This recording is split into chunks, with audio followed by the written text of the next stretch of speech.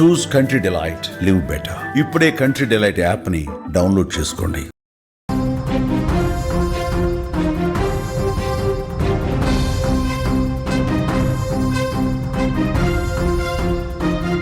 Breaking news చూస్తున్నాం. Pashamylaram Sigachi factory పేలుడు ఘటనకు సంబంధించి విషాదకరమైనటువంటి వార్త ఇంకొకటి చూస్తున్నాం.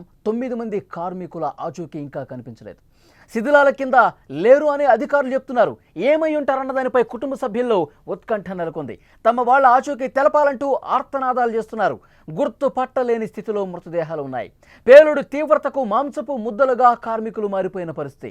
మొత్తం 43 మంది చనిపోయినట్టుగా సమాచారం వస్తోంది. చికిత్స పొందుతున్నటువంటి 30 మందిలో కూడా 10 మంది పరిస్థితి ఇంకా విషమంగానే ఉంది. కంపెనీ యాజమాన్యం రాకపోవడంతో తీవ్ర ఆగ్రహం వ్యక్తం చేస్తూ ఉన్నారు మృతుల కుటుంబ సభ్యులు. పాషమైలారం సిగాచి ఫ్యాక్టరీ ఘటనలో రెస్క్యూ ఆపరేషన్ ఇంకా కొనసాగుతూనే ఉంది. శిథిలాల కింద చిక్కుకుపోయిన వాళ్ళ కోసం రెస్క్యూ బృందాలు తీవ్రంగా గాలిస్తున్నాయి. 9 మంది ఆచూకీ కనిపించడం లేదంటే అసలు ఏం జరుగుతుందో అర్థం కాని పరిస్థితి. శిథిలాలు తొలగిస్తున్నప్పటికీ ఇంకా కొంతమంది కార్మికుల ఆచూకీ తెలియటం లేదు. వాళ్ళు ఏమయ్యారు అర్థం కాని పరిస్థితి ఉంది. శిథిలాల కింద లేరని అధికారులు చెప్తుండడంతో అసలు వాళ్ళు ఏమై ఉంటారు, ఎక్కడున్నారు, వాళ్ళ ఆచూకీ అసలు ఎందుకు తెలియలేదు. 2 రోజులుగా రెస్క్యూ ఆపరేషన్ జరుగుతున్నప్పటికీ మా వాళ్ళకు సంబంధించిన సమాచారం ఎందుకు బయటకు రావటం లేదు అంటూ వాళ్ళు తీవ్ర ఆగ్రహం వ్యక్తం చేస్తున్నటువంటి పరిస్థితి ఉంది. రెస్క్యూకు వర్షం కూడా కొంత అడ్డంకిగా మారడంతో నెమ్మదిగా పనులు జరుగుతున్నాయి. పూర్తి స్థాయి రెస్క్యూ జరిగితే ఆచూకీ తెలుస్తుందని చెప్తా ఉన్నారు అధికారులు. మొత్తం ఇప్పటి వరకు 43 మంది ప్రాణాలు కోల్పోయినట్టుగా సమాచారం వస్తుంది. వారిలో 13 మృతదేహాలు గుర్తించగా మిగతా మృతదేహాల గుర్తింపు కోసం ఒకవైపు DNA పరీక్షలు చేస్తూ ఉన్నారు. మాంసపు ముద్దలుగా కార్మికుల మృతదేహాలు ఉన్నాయంటే ఎంత దారుణమైనటువంటి పరిస్థితి అక్కడ నెలకొందో అర్థమవుతుంది. కొన్ని బూడిదలో కలిసిపోయినటువంటి పరిస్థితి ఉంది. ఎముకలు, దంతాలు సేకరించి DNA పరీక్షలకు అధికారులు సిద్ధమవుతున్నారు. అసలు మృతదేహాలు కనిపించడం లేదు. అసలు ఆ చనిపోయిన వాళ్ళు, ఆ మంటల్లో కాలిపోయిన వాళ్ళకి సంబంధించి కనీసం మాంసపు ముద్దలు కూడా దొరకని పరిస్థితి ఉందంటే, కేవలం ఎముకల కోసం వెతుకుతున్నారు, వాళ్ళ దంతాల కోసం వెతుకుతున్నారంటే ఎంత దయనీయ పరిస్థితి అక్కడ ఉందో అర్థమవుతుంది.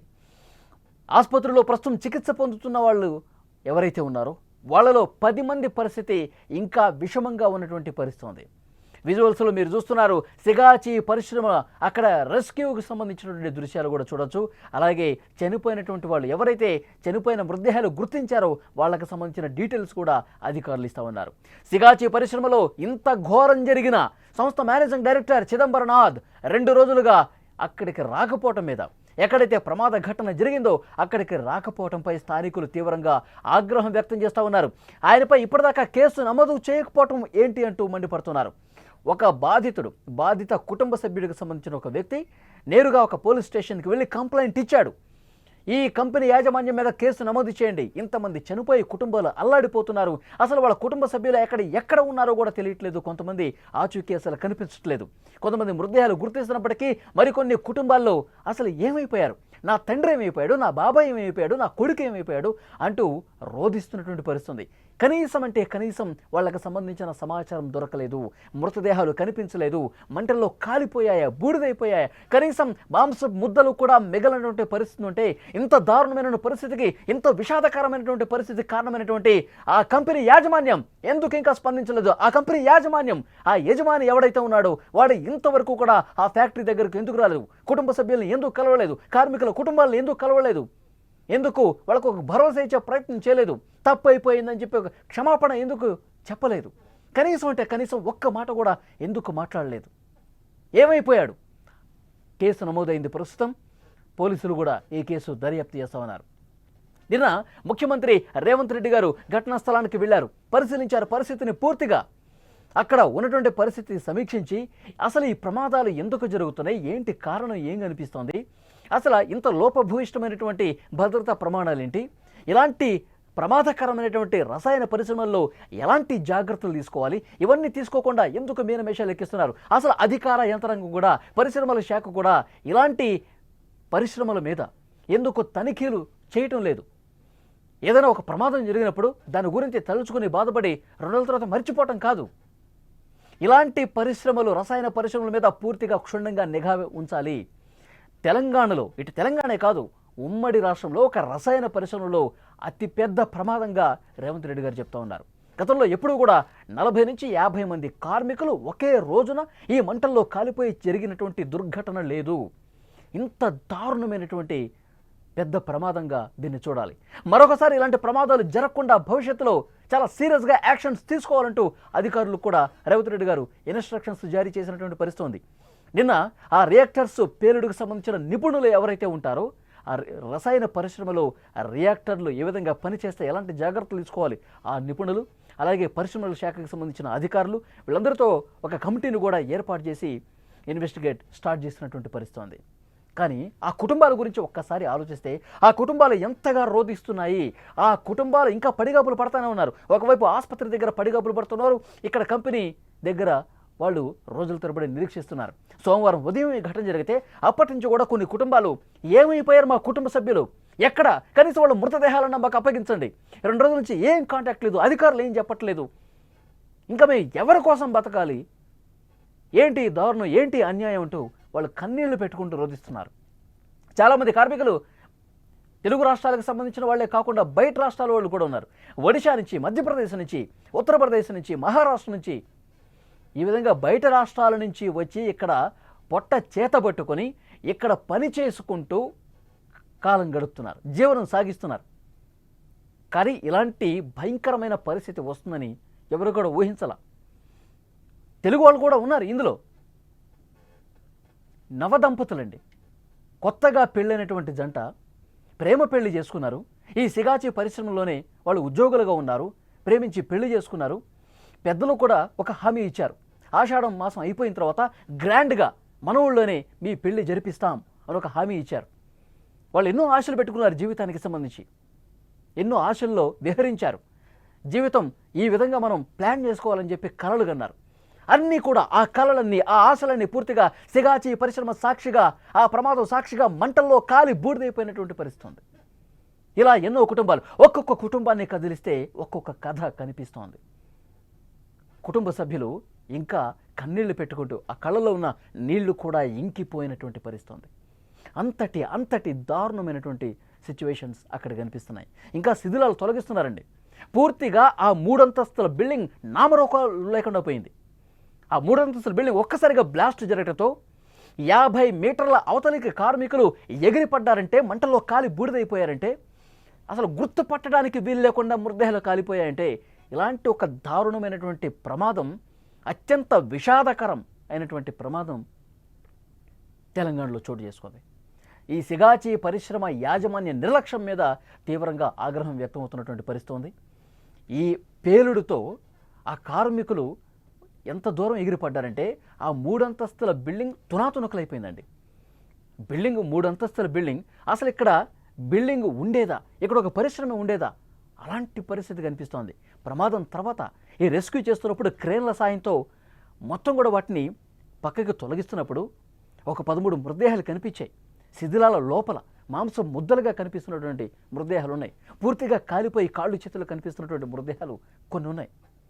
అవన్నీ తొలగిస్తున్నప్పుడు పూర్తిగా బిల్డింగ్ కొలాప్స్ అయిపోయి స్లాబ్ కూడా సగం విరిగిపోయి లోపలికి వెళ్ళి రెస్క్యూ చేయాలంటే భయపడిపోతున్నారు. ఎందుకంటే ధ్వంసం అయిపోయింది బిల్డింగ్.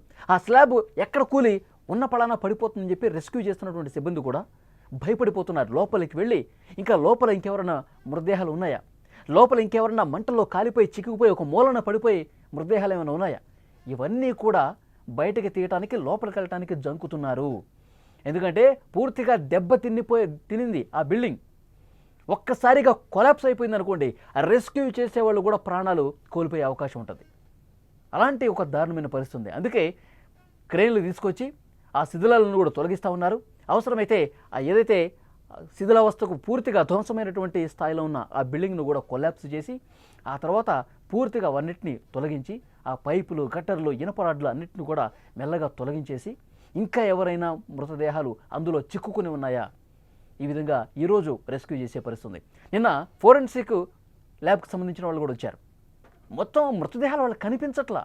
వాళ్ళకన్నీ ఎముకలు కనిపిస్తూ ఉన్నాయి, దంతాలు కనిపిస్తూ ఉన్నాయి. అవి ఏరుకుని కవర్లో వేసుకుని వెళ్ళారు. ఎందుకంటే DNA టెస్టులు చేయాలి. బాడీలు కనిపించట్లా. ఇంకా 13 మంది ఏమైపోయారని చెప్పి వెతుక్కుంటున్న సిచ్యువేషన్ ఉంది.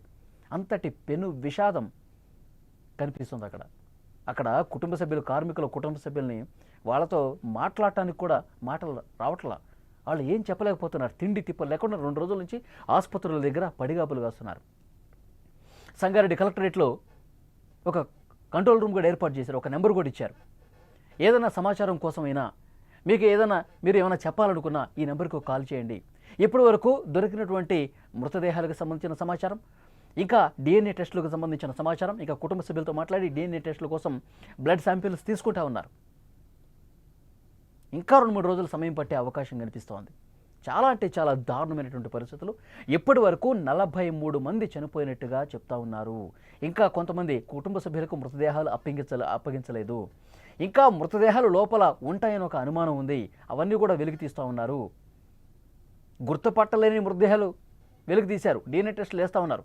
అసలు కనీసం ఎలాంటి ఆధారం లేనటువంటి, ఎలాంటి ఆధారం చిక్కలా, ఇంకా వాళ్ళకి ఎలాంటి ఎముకలు దొరకలేదు. కొన్ని మృతదేహాలకు సంబంధించి పూర్తిగా మాంసం ముద్దలు కరిగిపోయాయండి.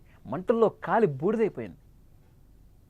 తెలియట్లా ఇంకా ఎంతమంది ఉన్నారన్నది. ముఖ్యమంత్రి రేవంత్ రెడ్డి గారు ఇంత ప్రమాదం జరిగిన తర్వాత చాలా అంటే చాలా సీరియస్గా వార్నింగ్ ఇచ్చిన పరిస్థితుంది. మృతుల కుటుంబాలకు ఒక్కొక్కరికి ₹1 కోటి ఇప్పించాలి. యాజమాన్యంతో మాట్లాడండి. వాళ్ళు ఎందుకు ఇంకా అందుబాటులోకి రాలేదు, ఇంకా ఎందుకు వాళ్ళు ఏం స్పందించలేదు, యాజమాన్యంతో మాట్లాడి వాళ్ళు ఎంత ఇస్తారు, ₹1 కోటి ఇప్పించాలి మనం ఒక ప్రతి కుటుంబానికి కూడా. ఇప్పటికే తక్షణ సాయం కింద తెలంగాణ రాష్ట్ర ప్రభుత్వం ₹1,00,000, గాయపడ్డ వాళ్ళకి ₹50,000, అలాగే కేంద్ర ప్రభుత్వం కూడా చనిపోయిన కుటుంబాలకు ₹2,00,000, ₹50,000 గాయపడ్డ వాళ్ళకు ప్రకటించారు. ఇమీడియట్గా ఇచ్చేశారు. నేను కలెక్టర్ గారు కూడా కుటుంబాలకు ఇచ్చేశారు. కానీ ఆ యాజమాన్యం వెంటనే స్పందించి ప్రతి ఒక్క కుటుంబానికి ₹1 కోటి ఇవ్వాల్సినటువంటి అవసరం ఉంది. ఇది గుజరాత్కి సంబంధించిన కంపెనీ అండి, సిగాచి. వాళ్ళకి మహారాష్ట్రలో కొన్ని కంపెనీలు ఉన్నాయి, ఇక్కడ తెలంగాణ పాషమేలారంలో కంపెనీలు ఉన్నాయి. గత కొన్ని సంవత్సరాలుగా నడుస్తూనే ఉంది. కానీ ఎప్పుడు ఏం జరుగుతుందో చెప్పలేం. విధి వక్రీకరించి ఇలాంటి దారుణమైన పెను విషాదం చోటు చేసుకొని అనేక కుటుంబాల్లో తీరని విషాదం మిగిల్చినటువంటి పరిస్థితి. చాలామంది భార్యలను కోల్పోయారు, భర్తలను కోల్పోయారు, కొడుకులను కోల్పోయారు, తండ్రులను కోల్పోయారు. అందరినీ కోల్పోయి పూర్తిగా జీవితం రోడ్డున పడ్డ పరిస్థితి. ఆ దృశ్యాలు చూస్తుంటేనే కన్నీళ్ళు వస్తూ ఉన్నాయి. ప్రాణాలు తీయటం కోసం వీళ్ళు పరిశ్రమలు పెడతారా? వీళ్ళు కేవలం డబ్బులు సంపాదించడం కోసమే పరిశ్రమలు పెట్టి వ్యాపారాలు చేస్తూ ఉంటారా? అది ట్యాబ్లెట్ తయారు కావడానికి వాడేంటి పౌడర్ ఇక్కడ తయారు చేసేది.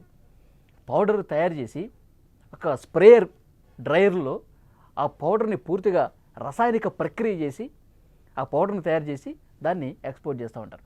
ట్యాబ్లెట్ తయారీ కంపెనీలకు తీసుకెళ్తూ ఉంటారు. మరి ఇంత సీరియస్గా ఒక రసాయన పరిశ్రమ పూర్తి స్థాయిలో ఏదైనా ఒక చిన్నపాటి తప్పిదం జరిగినా, నిర్లక్ష్యం వహించిన కుటుంబాలు సర్వనాశనం అయిపోయే పరిస్థితి ఉంది. కాబట్టి ఇలాంటి పరిశ్రమల్లో తగు జాగ్రత్తలు తీసుకోవాలి. ఎక్కడ ఎలాంటి నిర్లక్ష్యం వహించినా సరే ప్రాణాలు కోల్పోయే ప్రమాదం ఉంది. ఇటు ప్రభుత్వం సైడ్ నుంచి కూడా ఎప్పటికప్పుడు అధికార యంత్రాంగం ఇలాంటి పరిశ్రమల మీద, జీడిమెట్ల పారిశ్రామిక వాడు కావచ్చు, పాషమాలేరం కావచ్చు, బాచుపల్లి కావచ్చు, ఇలాంటి ప్రమాదకరమైన పరిశ్రమలు ఉన్నాయి. ఎప్పటికప్పుడు క్షుణ్ణంగా కనీసం 3 నెలలకు ఒకసారి తనిఖీలు చేయాలి. ఏమైనా ఇబ్బందికర పరిస్థితులు ఉంటే అక్కడ వాళ్ళకి చెప్పాలి. వాళ్ళు వినకపోతే ఆ పరిశ్రమను పూర్తిగా క్లోజ్ చేసేయాలి, సీజ్ చేసి పడేయాలి. లేకపోతే పేదల కుటుంబాలతో ఆడుకుంటారా? కార్మికుల కుటుంబాలతో, వాళ్ళ జీవితాలతో ఆడుకునే రైట్ ఎవరికి ఉంది? చాలా అంటే చాలా సీరియస్గా భవిష్యత్తులో ఇలాంటివి జరగకుండా తెలంగాణ ప్రభుత్వం చాలా స్ట్రిక్ట్గా చర్యలు తీసుకోవాల్సినటువంటి అవసరం ఉంది.